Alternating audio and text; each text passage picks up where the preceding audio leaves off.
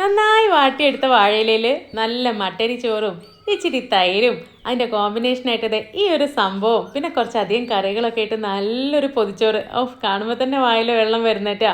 അപ്പോൾ ഈ ഒരു സംഭവം ആദ്യമായിട്ട് കാണുന്നവർക്ക് ഇത് എന്താണെന്നൊരു അത്ഭുതമായി കാണും. പക്ഷെ ഇത് അറിയാവുന്നവരുടെ വായിൽ ഇപ്പോൾ കപ്പ ഓടിക്കാനുള്ള വെള്ളം വന്നിട്ടുണ്ടാവും. അപ്പോൾ ഇതാണ് കരിനെല്ലിക്ക. പണ്ട് അന്നമ്മ ചേട്ടത്തിയുടെ ചാനലിൽ ഈ ഒരു സംഭവം ഉണ്ടാക്കുന്ന വീഡിയോ ഞാൻ ആദ്യമായിട്ട് കാണുന്നത്. അന്നേ എനിക്ക് മനസ്സിലായി ഇത് നമ്മളെ കൊണ്ട് കൂട്ടിയാൽ കൂടുന്ന പരിപാടിയല്ല എന്ന് വിചാരിച്ച് ഇത് ടേസ്റ്റി ആയിരിക്കാൻ പറ്റുമോ. അപ്പോൾ മിനു മമ്മസ് പിക്കിൾസ് എന്ന് പറഞ്ഞിട്ടുള്ള ഇൻസ്റ്റാഗ്രാം പേജിൽ ഞാനിത് കണ്ടപ്പം അപ്പോൾ തന്നെ ഒരെണ്ണം ഓർഡർ ചെയ്തു. അപ്പോൾ കരിനെല്ലിക്കൻ്റെ ടേസ്റ്റ് അറിയാത്തവർക്ക് ഞാൻ പറഞ്ഞുതരാം. നല്ല കുരുമുളകിൻ്റെയും കാന്താരിമുളകിൻ്റെയും ഒക്കെ നല്ല എരിവും ആ ഒരു നെല്ലിക്കയുടെ ചെറിയൊരു പുളിയും ചെറിയൊരു സ്മോക്കി ഫ്ലേവറും ഇത് കഴിച്ചു കഴിഞ്ഞാലുള്ള ചെറിയൊരു മധുരമൊക്കെ ആയിട്ട് നല്ലൊരു ടേസ്റ്റിയാണ് ഇതിനേട്ടോ.